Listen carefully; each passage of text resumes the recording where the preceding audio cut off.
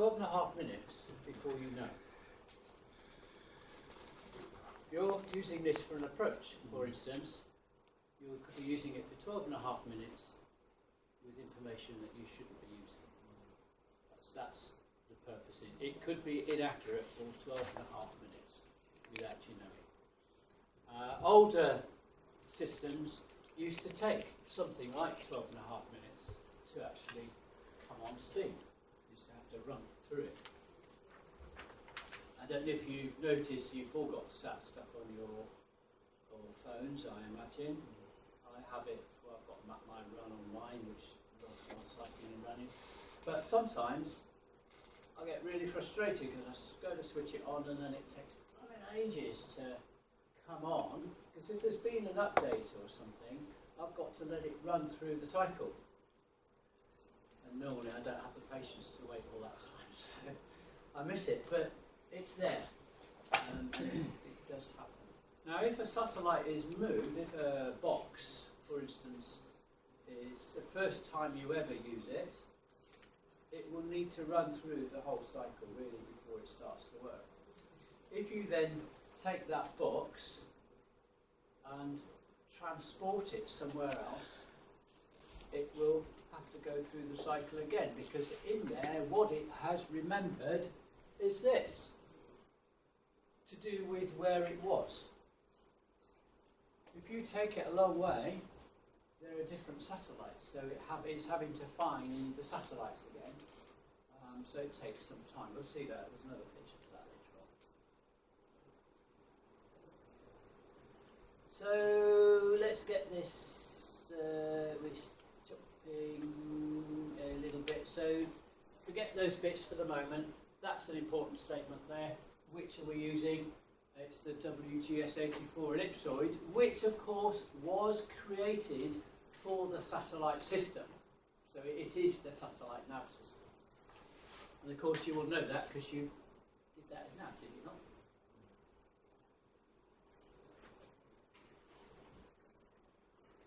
not? So this is a picture of the words that were up there. So what happens is, say there are 3 satellites, you get a range around a satellite. So effectively, if that were a satellite, you get a sphere around that satellite, because what you get is a range from that satellite. But of course you know that you're on the Earth or very close to the Earth, so most of that sphere you're going to ignore, and you end up with a little circle on the world. And initially that circle is going to be massive, because your clock is just so inaccurate. And you go to different satellites, get different circles, but you'll end up with, say, a triangle in the middle, which is there, and it's big. Your computer will now look for a common timing error, because it knows that your clock is the one that's rubbish. So it does that.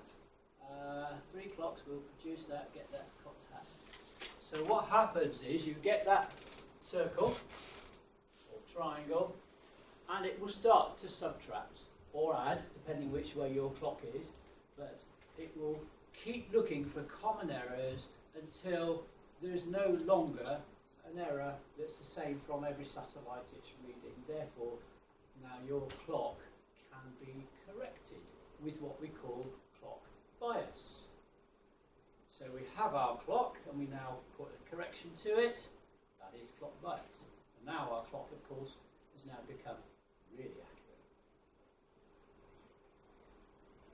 So that's what's going on. That is what we mean by this iterative process. It's just logically working out where a consistent error could be, and then we end up with quite a good fix.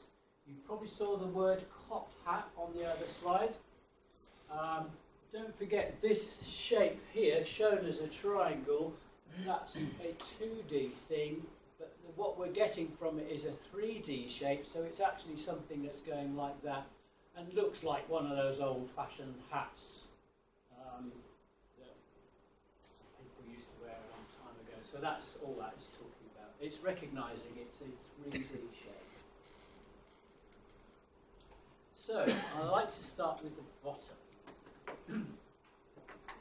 So, that's where you would start. Search the sky. Your satellite box doesn't know where it is. It's going to go, right, what's around? So it goes through this process of searching the sky, and the words you'll probably find in the exam are the bottom ones. They're a procedure that starts after switching on a receiver if there is no stored data available. So that's your first switch on.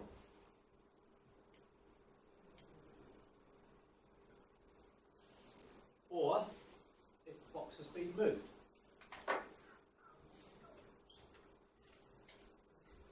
Having gone through that process, then we are all in view, meaning all the satellites that I'm in communication with them and I know where they are, so it's not as if you see anything.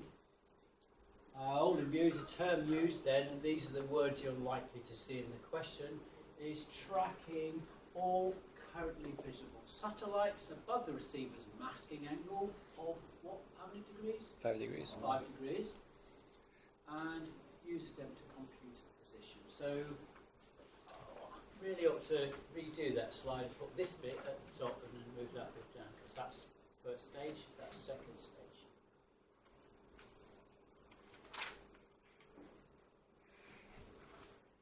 Now, if you've shut the aeroplane down and you start it again in the same place where you were, then the box knows where it is. It has remembered the almanac because it doesn't dump it. So it goes, oh, well, I'm here, I know this satellite will be available, that one. And so that process of getting on speed is much, much quicker. So it will jump into all in view way faster. So, instrument error fixed, receiver clock bias. This is where the biggest error is in our clock. But we also have geometric errors. Remember when you were doing RadioNav, to get the most accurate fix, you needed things at 120 degrees apart. We need the same thing with GPS, and of course the satellites are not going to be cooperative and position themselves at 120 degrees apart. So we are going to have geometric errors anyway. So that's what we would like. Plan view is that one, so they'd be 120 degrees apart, and one directly above, which would give us a nice accurate height.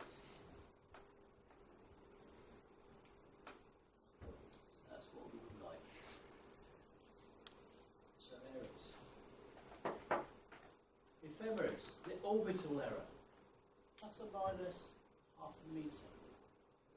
Wow. I struggle to understand that. But that's what they say. What is that in relation to? What is that? Where is that half a metre measured from? Plus, it will be within half a metre of where it says it is.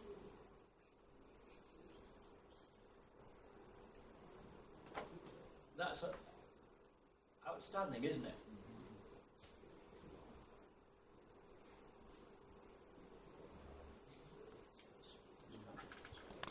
Yeah.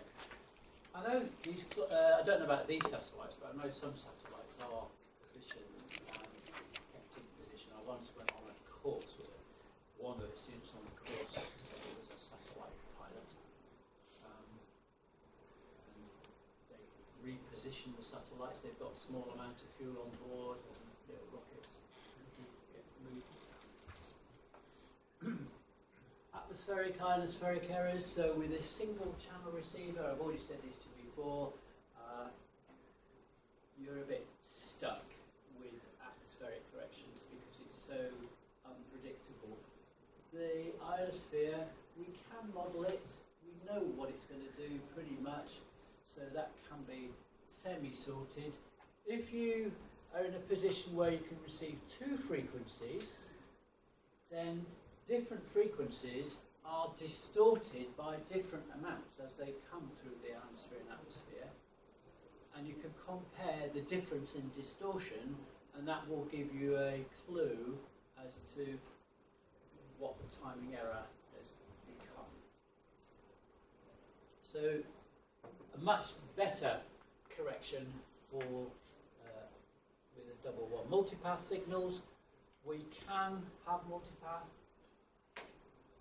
Kind of think it's not going to happen too often because the aerial is on the top of the aeroplane, the satellite's up there, and I think what's going to get in the way to bounce a signal onto that aerial? Wormholes. A growing problem this is. Signal blocking, jamming, and more than that, it can just happen. And it might last a minute or two, and it might last a few days. But in that area, wherever that hole is, your satellite stuff is not going to function. They just appear unpredictably. That's not very good. Now, they're having problems with this around London because, you know, van drivers and lorry drivers get monitored by GPS stuff in their lorries. They don't like being monitored, so they buy little GPS jammers, which, you know, as far as they're concerned, it just stops their GPS working. What they don't know is that they're transmitting a radio signal which interferes with, you know, the signals coming from the satellites.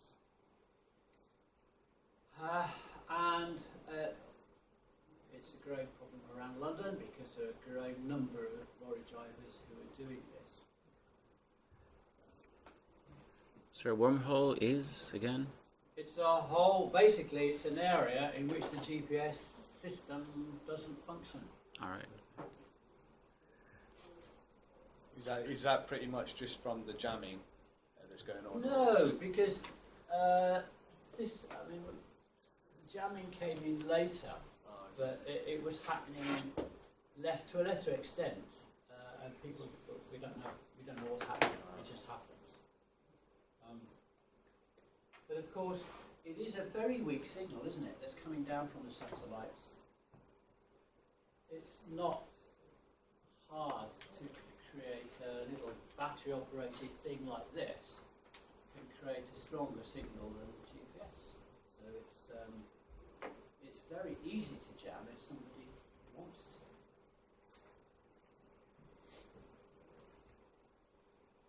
We have this thing called rain. Now, when you're flying over oceans, there is a shortage of navigators. There has been a desire to use GPS as a sole means of navigation, but of course we're not allowed to use sole means of navigation. So they try to come up with a system, and I'll just start you off. So what do we get from one satellite? In navigational terms, what can we get from one satellite? We get a position line. It's really a sphere, isn't it? So we get a line, if you like. What can we get from two satellites?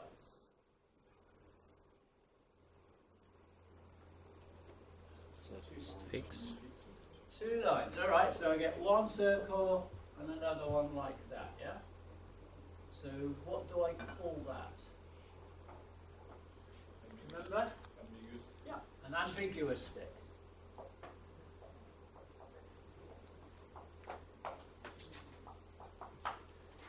So from three satellites, I get a fix, 2 dimensions. 4 satellites, I can get a fix in 3 dimensions. 5 satellites. I've got a spare. 6 satellites. I have a spare. And 2 spares. Or 2 spares, if you like. Now, with this RAIM, as it's called,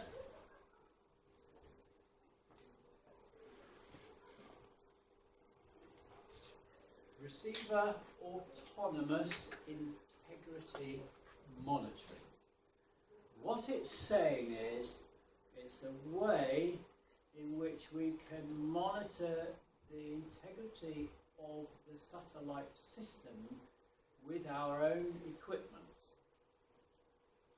provided we have enough satellites in view. So what we can do is use this one to watch what's going on.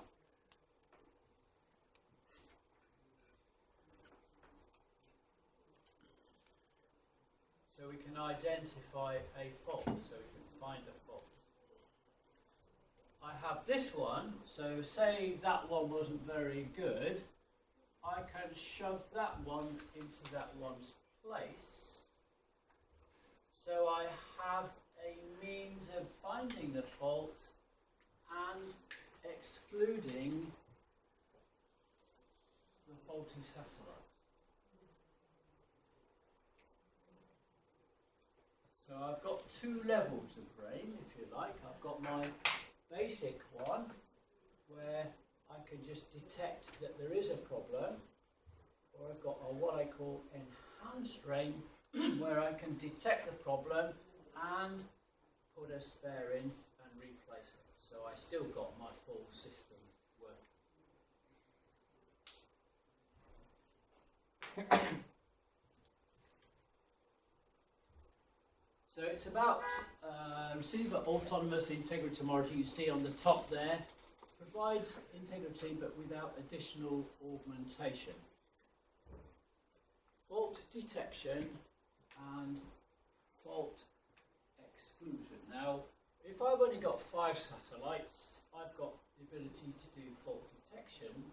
If I've got 6 satellites, I can do fault detection and exclusion, because I can take number 4 out and replace it with number 6. So that's said to be enhanced RAIN.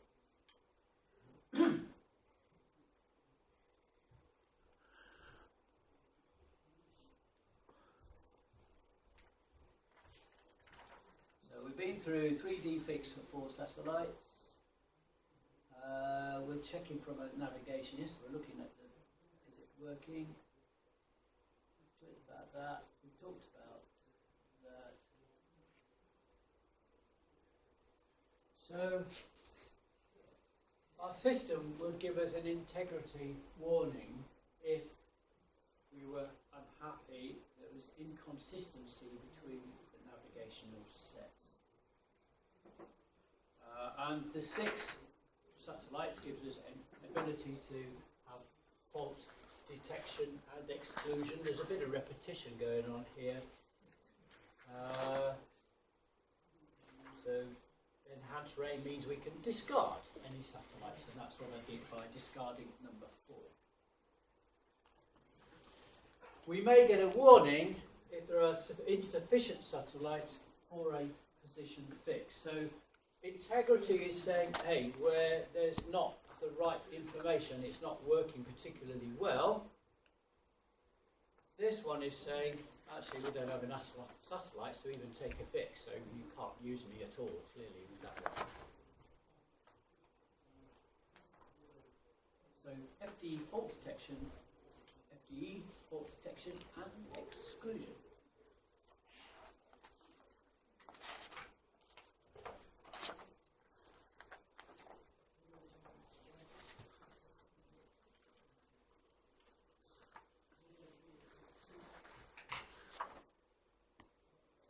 So we end up with this. So 3D fix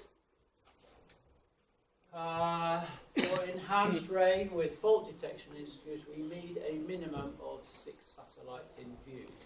in order to do that. Basic frame, we need 5 satellites, and just to use it as a system, 4 satellites. So if I were using it along with VORs, DMEs and stuff, then I would only need 4 satellites. This upper line is recognising the truth. The truth is, we don't use satellite or GPS height, we use barometric height. So actually, we can step down 1 in all of those things, because if I don't need 1 for height, then I can have my rain with 5 satellites. And that with 4, and that with 3. So it's a lot of numbers there, but actually, if you remember that one for the 3D fix, you can work yourself back to every other situation. Questions tend to be based around that one. Which one? Sorry, I Six. missed your point. The 6. The enhanced ring. So if you're hedging your bets and you're not very good at this, just go for number 6.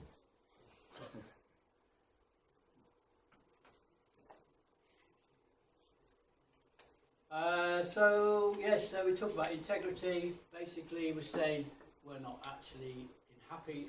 Different components are saying different things. So you can still use the GPS, but not as a sole means of navigation. That's what it's saying. You can't rely on me totally. And if we get the warning, it's saying, oh, satellite is not enough.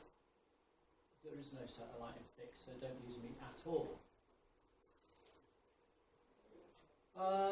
Okay, so multi-sensors. Skip round this bit.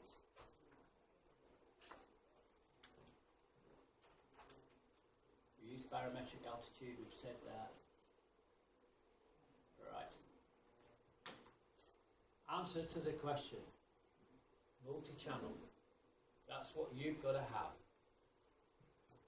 So, single channel is like early days handheld GPSs. What happened is it went to a satellite, extracted the information it needed, then it went to the next satellite, got that, and then it next to the next one and got that.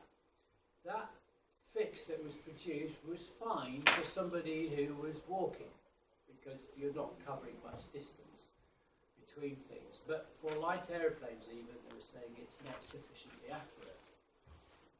The one you could use at the time when they first came out was the multiplex.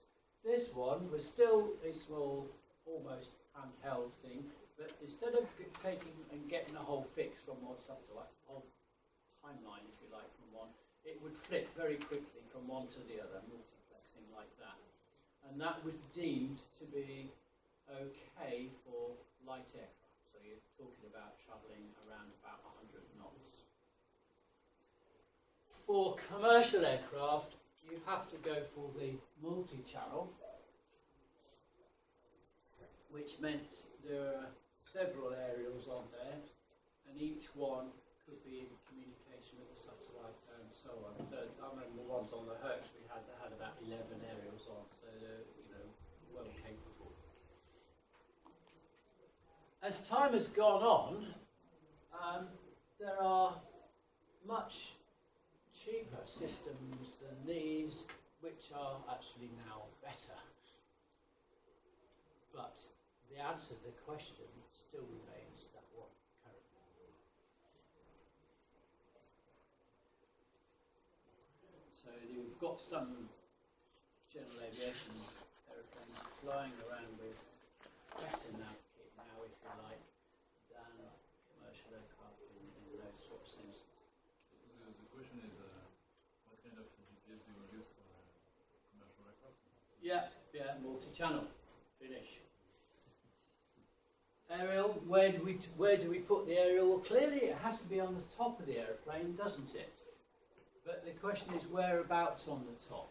And the answer is near the C of G. Why is that? Why is it near the C of G? That's the point. If it was, Yeah, so the aeroplane moves around the C of G, doesn't it? And you see that where my hand is, the thing is not going up and down. So the C of G is the most stable position of the aeroplane. So ideally above the C of G. I don't think you'll often find them there, but that would be a good place to have them.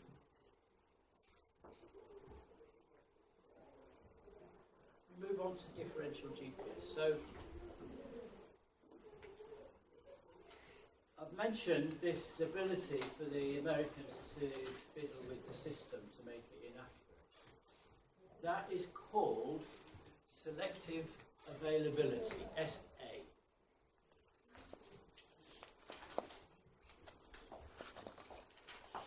Selective availability.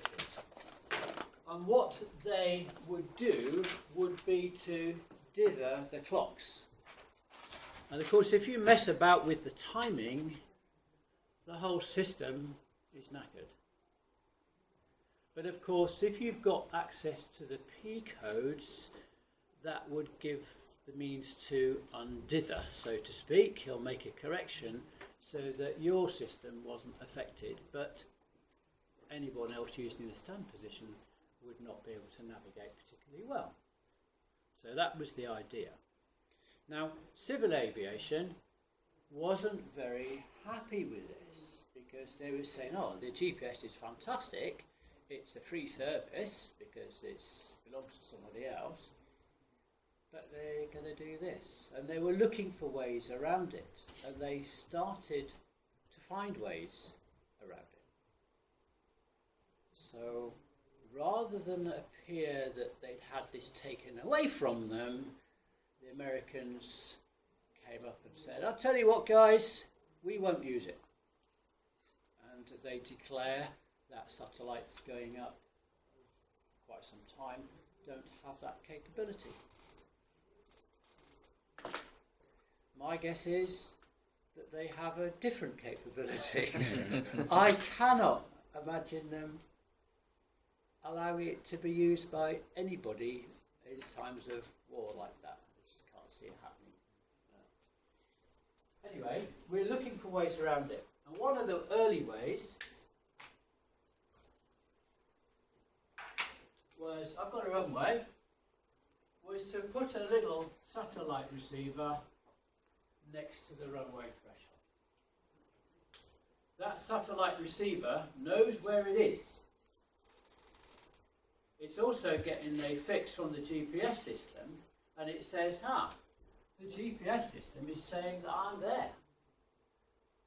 So now we have an error correction. Well, we have an error, a known error. This would send that to a little station, have an aerial on it, and that would then send the message up to an aeroplane coming in with the correction, and therefore now you've got the ability to direct the aeroplane very accurately to the threshold, because that's the point at which you've got this little beacon. So that was known as a local area augmentation system. So I guess some of you are very confused about these terms that we've had coming around. Local area augmentation system. What we're doing is augmenting the satellite system. We're making it a bit more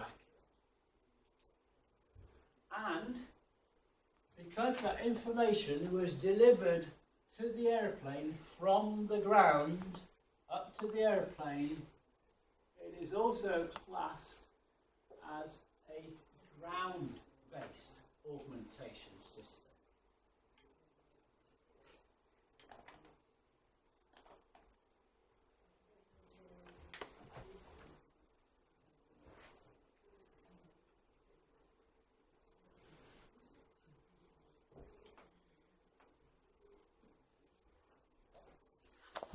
Now, another approach that It was used initially in the northern state of Canada, so something like that, aren't they? I don't know, a little bit coming off there for Florida, Mexico, whatever. But what they did was have a few of those little satellite receivers scattered around, and rather than individually give you that local area, they fed into a master station. So they all connected and told the master station what the correction was for my area. That master station would then send that information up to a satellite, a comms satellite. And that satellite would broadcast it down to the aircraft.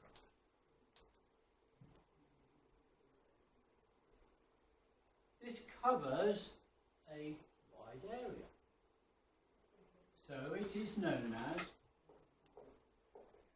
a wide area augmentation system.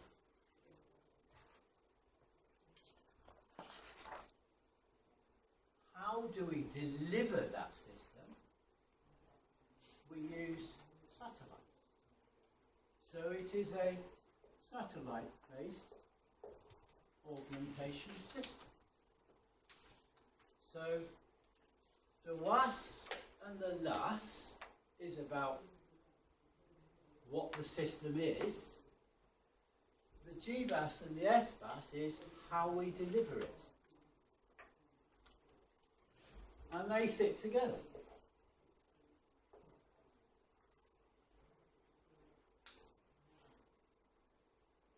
There is also a possibility to have an airborne augmentation system, and in fact the little satellites transmit up to an aircraft, and then an aircraft transmits a correction system. I don't know whether anybody actually uses that, but it's been expressed as an alternative system. So I think that's actually really simple, isn't it? Whereas I know when I first started to look at all this stuff years ago, I was just going, what on earth is all this?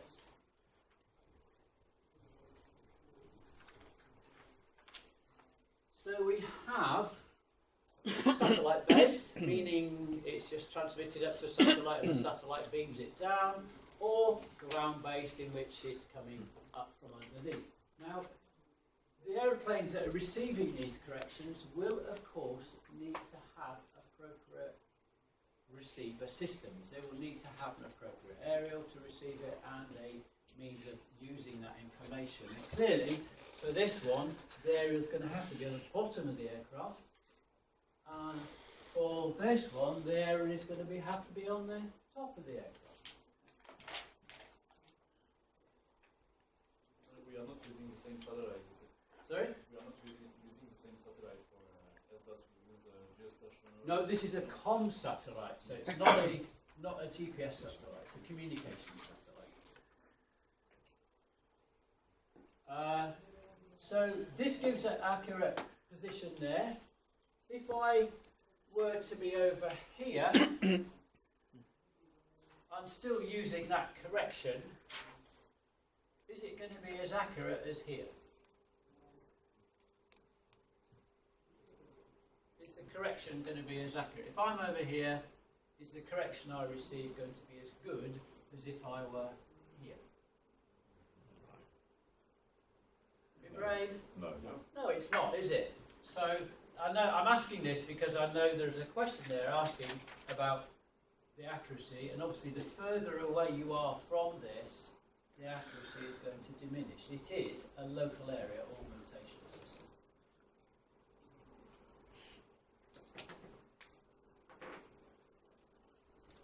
Okay.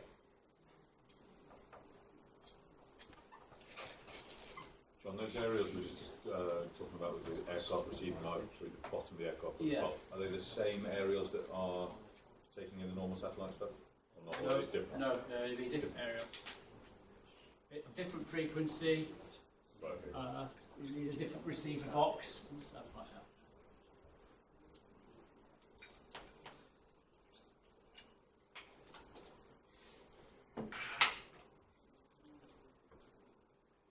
So we have now names because the Americans had the wider augmentation system, so they bagged that name. So other people have wanted to do it, but they've had to give it a different name because the Americans claim the first name.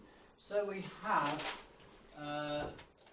various systems. The Europeans is called EGNOS, the Japanese has got one, and the Indians have got one, and I imagine it won't be long before there is a worldwide coverage of it.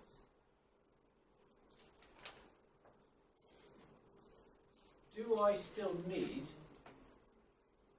a Navstar system? Can I use this to navigate? No, I can't. You're right, I can't. This is augmentation system. They're supplementing the basic GPS. So you have to have the GPS initially, and this just enhances it. So that's the diagram of the American system, basically. It's what I drew up on the board. Do we have GPS approaches in the UK? Yeah, we do. Yes.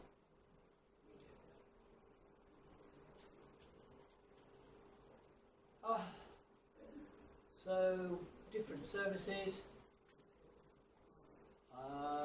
GPS, so basically we're talking about navigation to local, wider areas, or precise positioning. So if we've got a last, then we can actually give us deviation guides for the final approach segments, so to speak. So different places have got different capabilities depending on what system they're using. That's what that's trying to get across. Bottom statement, accuracy of the differential GPS. So you'll see that often with a little D there, DGPS.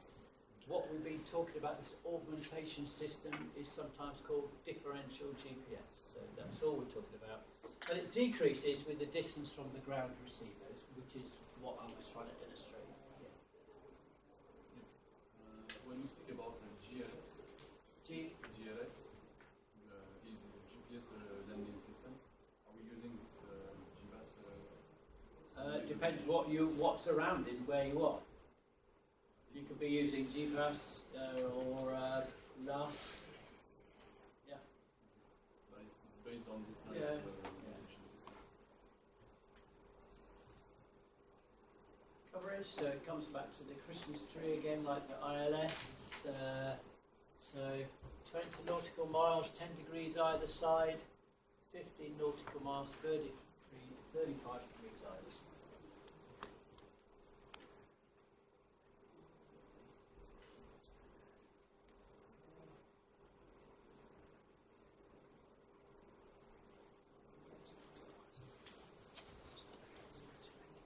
That's describing the local area one, which I've done on the board, so I'm not going to just go through that again. Rain, we've talked about. Selective availability, I briefly told you about. It dithers the clocks. So it dithers the clocks, basically makes errors, so you can't use it. They say that they won't use it. And new satellites don't have it. And as I said, then they must have something else. There's no way, I'm not blaming the Americans, if it were my system, there was no way that I would allow my enemies to use that to bomb me.